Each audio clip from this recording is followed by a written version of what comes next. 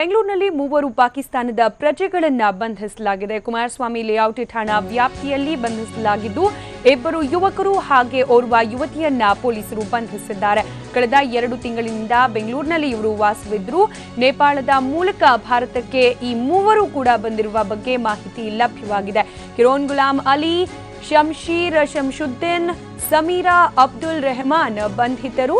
ಇನ್ನು ಆರೋಪಿಗಳು Aadhaar card, voter ID ಪಡೆದಿದ್ರು ಅಂತ ಕೂಡ ತಿಳಿದು ಬಂದಿದೆ. ಇನ್ನು ಸದ್ಯ ಬೆಂಗಳೂರು ಕ್ರೈಮ್ ಬ್ರಾಂಚ್ ಪೊಲೀಸರಿಂದ ವಿಚಾರಣೆ ಮುಂದುವರೆದಿದೆ. ಸಿಸಿಬಿ ಹಾಗೆ ಕುಮಾರಸ್ವಾಮಿ ಲೇಔಟ್ ಪೊಲೀಸರು ಕಾರ್ಯಾಚರಣೆ ನಡೆಸಿ ಮೂವರನ್ನ ಬಂಧಿಸಿದ್ದಾರೆ.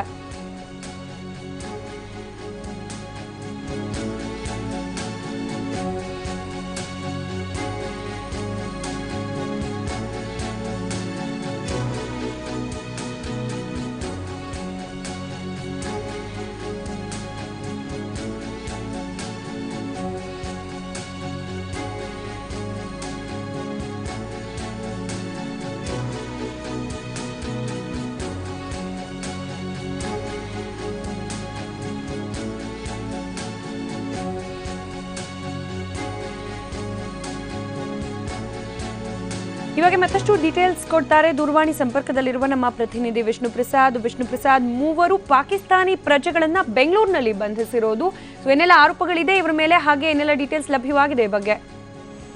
ಹೌದು ಸ್ಮಿತಾ, ಏನಂತಂದ್ರೆ ನಿನ್ನೆ ಸಂಜೆ ಈಗ ಆರೋಪಿಗಳನ್ನ ಬಂಧಿಸುವಲ್ಲಿ ಈಗ ಪೊಲೀಸರು ಯಶಸ್ವಿಯಾಗಿರುವಂತದ್ದು. ಬೆಂಗಳೂರಿನ ಕುಮಾರಸ್ವಾಮಿ ಲೇಔಟ್ ನಲ್ಲಿರುವಂತಹ ಸಾಗರ್ ಆಸ್ಪತ್ರೆಯ ಬಳಿಯಲ್ಲಿ ಈಗ ಮೂವರನ್ನ ಪೊಲೀಸರು ಬಂಧಿಸುವಂತ ಕೆಲಸವನ್ನು ಕೂಡ ಮಾಡಿದ್ದಾರೆ. ಇದರಲ್ಲಿ ಓರ್ವ ಯುವತಿ ಸೇರಿದಂತೆ ಇಬ್ಬರು ಯುವಕರನ್ನ ಈಗ ಪೊಲೀಸರು ವಶಕ್ಕೆ ಪಡುವಂತ ಕೆಲಸವನ್ನು ಕೂಡ ಮಾಡಿದ್ರು. ಇನ್ನು ಸ್ಥಳೀಯರು ನೀಡಿದಂತಹ ಮಾಹಿತಿ ಪ್ರಕಾರ ಅವರು ಪಾಕಿಸ್ತಾನಿಯರು ಅನ್ನೋ ಒಂದು ಮಾಹಿತಿಯನ್ನ ಪಡೆದುಕೊಂಡಂತಹ ಸಿಸಿಬಿ ಅಧಿಕಾರಿಗಳು ಬೆಂಗಳೂರಿನ ಕುಮಾರಸ್ವಾಮಿ ಲೇಔಟ್ ಪೊಲೀಸರು ಇಬ್ಬರು ಸೇರಿ ಜಂಟಿ ಕಾರ್ಯಾಚರಣೆ ಮಾಡುವ ಮೂಲಕ ಈಗ ಅವರು ಮೂವರನ್ನ ವಶಕ್ಕೆ ಪಡೆಯುವಂತ ಕೆಲಸವನ್ನು ಕೂಡ ಮಾಡಿದ್ರು. ವಿಚಾರಣೆ ಮಾಡುವಂತಹ ಸಂದರ್ಭದಲ್ಲಿ ಅವರು ಮೂವರು ಸಹಿತ ಭಾರತೀಯ ಆಧಾರ್ ಕಾರ್ಡ್ ಅನ್ನ ಪಡೆದುಕೊಂಡಿರುವಂತದ್ದು, ಮತ್ತೆ ಜೊತೆಗೆ ವೋಟರ್ ಐಡಿಯನ್ನ ಡೂಪ್ಲಿಕೇಟ್ ಅನ್ನ ಮಾಡಿಸಿ ಇಟ್ಕೊಂಡಿರುವಂತದ್ದು, ಮತ್ತೆ ಅಕ್ರಮವಾಗಿ ಎರಡನ್ನು ಪಡೆದುಕೊಂಡಿದ್ದಾರೆ ಅನ್ನೋ ಒಂದು ಮಾಹಿತಿ ಆಧಾರದ ಮೇರೆಗೆ ಈಗ ಪೊಲೀಸರು ಅವರನ್ನ ಬಂಧಿಸುವಲ್ಲಿ ಯಶಸ್ವಿಯಾಗಿದ್ದಾರೆ. ಸದ್ಯ ಕುಮಾರಸ್ವಾಮಿ ಲೇಔಟ್ ಪೊಲೀಸ್ ಠಾಣೆಯಲ್ಲಿ ಈಗ ಕೇಸ್ ದಾಖಲಾಗಿದ್ದು, ಸಿಸಿಬಿ ಪೊಲೀಸರು ಅವರನ್ನ ವಶಕ್ಕೆ ಪಡೆದು ವಿಚಾರಣೆ ನಡೆಸುವಂತಹ ಕೆಲಸವನ್ನು ಕೂಡ ಮಾಡ್ತಿದ್ದಾರೆ. ಇನ್ನು ಇವರು ಕಳೆದ 2 ತಿಂಗಳಿನಿಂದ ಬೆಂಗಳೂರಿನಲ್ಲಿ ವಾಸ ಇದ್ರು ಅನ್ನೋದ್ರ ಬಗ್ಗೆ ಈಗ ಅದಿರುವಂತಹ ಸ್ಥಳೀಯರ ಮಾಹಿತಿ ಮತ್ತೆ ಅವ್ರನ್ನ ವಿಚಾರಣೆಯಲ್ಲಿ ಈಗ ಬೆಳಕಿಗೆ ಬಂದಿರುವಂತದ್ದು. ಸಿಸಿಬಿ ಪೊಲೀಸರು ವಿಚಾರಣೆ ನಡೆಸುವಂತಹ ಸಂದರ್ಭದಲ್ಲಿ ಅವರು ನೇಪಾಳ ಮೂಲಕವಾಗಿ ಬೆಂಗಳೂರಿಗೆ ಬಂದಿದ್ರು ಅನ್ನೋ ಒಂದು ಮಾಹಿತಿ ಲಭ್ಯ ಆಗ್ತಿದೆ. ಆದ್ರೆ ಯಾವ ಉದ್ದೇಶಕ್ಕೋಸ್ಕರ ಇವರು ಬೆಂಗಳೂರಿಗೆ ಬಂದಿದ್ರು ಮತ್ತೆ ಏನಕ್ಕೋಸ್ಕರ ಡೂಪ್ಲಿಕೇಟ್ ಆಧಾರನ್ನ ಪಡ್ಕೊಂಡು ಮತ್ತೆ ವೋಟರ್ ಐಡಿನ ಪಡೆದುಕೊಂಡು ಇಲ್ಲಿ ವಾಸ ಇದ್ರು ಅನ್ನೋದು ಸಾಕಷ್ಟು ಅನುಮಾನಗಳಿಗೆ ಎಡೆ ಮಾಡಿಕೊಡ್ತಿರೋದು.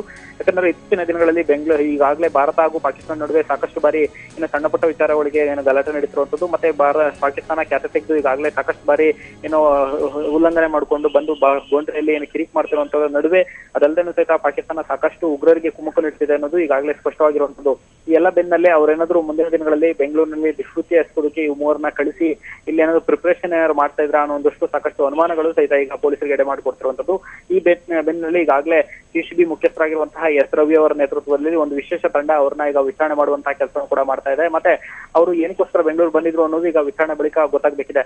ಆದ್ರೆ ಈಗ ಈ ಸಿಕ್ಕಿರುವಂತಹ ಮಾಹಿತಿ ಪ್ರಕಾರ ಅವರು ಬೇರೆ ದುರುದ್ದೇಶ ಮೂಲಕವಾಗಿ ಬೆಂಗಳೂರಿಗೆ ಬಂದಿದ್ರು. ಆ ಹಿನ್ನೆಲೆಯಲ್ಲಿ ಸಹಿತ ಇಲ್ಲಿರುವಂತಹ ನಮ್ಮ ಐಡೆಂಟಿ ಕಾರ್ಡ್ ಆಗಿರುವಂತಹ ಸದ್ಯದಲ್ಲಿ ಬಳಸಲಾಗ್ತಿರುವಂತಹ ಆಧಾರ್ ಕಾರ್ಡ್ ಮತ್ತೆ ವೋಟರ್ ಐಡಿನ ಮಾಡಿಸ್ಕೊಂಡಿದ್ರು ಅನ್ನುವಂಥದ್ದು ಈಗ ಸಿಸಿಬಿ ಪೊಲೀಸರ ತನಿಖೆಯಲ್ಲಿ ಬೆಳಕಿಗೆ ಬಂದಿರುವಂತದ್ದು. ಸ್ಮಿತಾ, ವಿಷ್ಣು ಪ್ರಸಾದ್, ಜೊತೆಗೆ ಇವರು ಏನ್ ಮಾಡ್ತಿದ್ರು, ಇಷ್ಟು ದಿನಗಳ ಕಾಲ ಆಕ್ಟಿವಿಟೀಸ್ ಏನಿತ್ತು, ಇದ್ರ ಬಗ್ಗೆ ಏನಾದ್ರು ಡೀಟೇಲ್ಸ್ ಲಭ್ಯವಾಗಿದೆಯಾ? ಅಕ್ಕಪಕ್ಕದವರು ಅಥವಾ ಇವ್ರನ್ನ ಅಬ್ಸರ್ವ್ ಮಾಡಿದವರು ಯಾರಾದ್ರೂ ಏನಾದ್ರು ಮಾಹಿತಿ ನೀಡಿದಾರಾ ಅಂತ ಹೇಳಿ? ಸ್ಮಿತಾ, ಈಗಾಗಲೇ ಪೊಲೀಸರು ವಶಕ್ಕೆ ಪಡೆದಂತಹ ಸಂದರ್ಭದಲ್ಲಿ ಈಗ ಮೂವರನ್ನು ಸಹಿತ ಓರ್ವ ಯುವತಿ ಬಂದ್ಬಿಟ್ಟು ಸಮೀರಾ ಅಬ್ದುಲ್ ರೆಹಮಾನ್ ಅಂತೇಳಿ ಮತ್ತೆ ಯುವಕರಾದ ಕಿರೋನ್ ಗುಲಾಂ ಮತ್ತು ಶಂಶೀರ್ ಶಂಶುದ್ದೀನ್ ಅಂತೇಳಿ ಈಗ ಮೂವರನ್ನ ಸಹಿತ ವಶಕ್ಕೆ ಪಡೆದಿರುವಂತದ್ದು. ಎಲ್ರು ಏಜು ಸಾಮಾನ್ಯವಾಗಿ ಇರುವಂತದ್ದು, ಎಲ್ರು ಸಹಿತ 20 ರಿಂದ 25 ಒಳಗಡೆ ಇರುವಂತಹ ಏಜ್ನವರಾಗಿದ್ದು ತುಂಬಾ ಚಿಕ್ಕ ವಯಸ್ಸಿನಲ್ಲೇನೆ ಸಹಿತ ಇಲ್ಲಿಗೆ ಬರುವಂತದ್ದು. ಸಾಕಷ್ಟು ಇತ್ತೀಚೆಗೆ ಉಗ್ರ ಚಟುವಟಿಕೆಗಳನ್ನು ಕೈಗೊಳ್ಳುವಂತಹ ಎಲ್ಲರೂ ಏಜು ಸಹಿತ ಇದೇ ಏಜ್ ನಲ್ಲಿ ಇರುವಂತೆ ಮತ್ತೆ ಕಾಲೇಜಿಗೆ ಹೋಗ್ತಿರುವಂತಹ ವಿದ್ಯಾರ್ಥಿಗಳನ್ನ ಇವರು ಟಾರ್ಗೆಟ್ ಮಾಡಿ ಕರ್ಕೊಂಡು ಉಗ್ರ ಸಂಘಟನೆಗಳು ಮತ್ತೆ ಉಗ್ರ ಚಟುವಟಿಕೆಗಳಿಗೆ ಬಳಸ್ಕೊಳ್ಳುವಂಥದ್ದು ಸಾಮಾನ್ಯವಾಗಿರುವಂತದ್ದು. ಈ ಬೆನ್ನಿನಲ್ಲಿ ಈ ರೀತಿ ಅವರ ಏಜ್ ಸಹಿತ ಈಗ ಪೊಲೀಸರಿಗೆ ಅನುಮಾನಗಳಿಗೆ ಎಡೆ ಮಾಡ್ಕೊಡ್ತಿರುವಂತದ್ದು. ಆದ್ರೆ ಇಲ್ಲಿ ಬಂದಿರುವಂತ ಇವರು ಯಾವುದೇ ಕಾಲೇಜಿಗೂ ಸಹಿತ ಹೋಗ್ತಿಲ್ಲ, ಎಲ್ಲೂ ಸಹಿತ ಕೆಲಸವನ್ನು ಕೂಡ ಮಾಡ್ತಿಲ್ಲ. ಕೇವಲ ಒಂದು ಮನೆಯನ್ನು ಬಾಡಿಗೆ ಪಡಿಸ್ಕೊಂಡು ಆ ಮನೆಯಲ್ಲಿ ವಾಸ ಇದ್ರು ಅನ್ನೋದು ಈಗ ಪೊಲೀಸರಿಗೆ ಲಭ್ಯ ಆಗ್ತಿರುವಂತದ್ದು.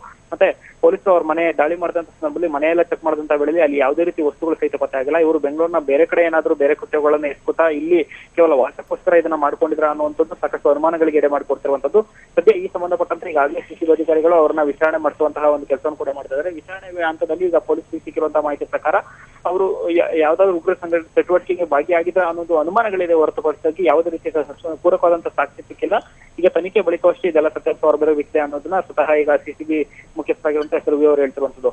ಇನ್ನು ಇದಕ್ಕೆ ಸಂಬಂಧಪಟ್ಟಂತೆ ಈಗಾಗಲೇ ಆರೋಪಿಗಳನ್ನ ಸುದ್ದಿ ಮಟ್ಟಿಗೆ ನಾವು ತೋರಿಸೋದಕ್ಕಾಗಲ್ಲ. ವಿಚಾರಣೆಯ ಬಳಿಕವಷ್ಟೇ ನಾವು ಅವ್ರನ್ನ ಇನ್ನು ಮಾಧ್ಯಮಗಳ ಮುಂದೆ ತೆಗೆದಿರ್ಬೋದು, ಮತ್ತೆ ಇದಕ್ಕೆ ಸಂಬಂಧಪಟ್ಟಂತೆ ಸೂಕ್ತವಾದಂತಹ ಕ್ರಮ ಕೈಗೊಳ್ತೀವಿ ಅನ್ನೋ ಮಾತನ್ನ ಈಗ ಅವ್ರು ಹೇಳ್ತಿರುವಂತದ್ದು. ಸ್ಮಿತಾ, ಧನ್ಯವಾದ ವಿಷ್ಣು ಪ್ರಸಾದ್ ಮಾಹಿತಿಗಾಗಿ.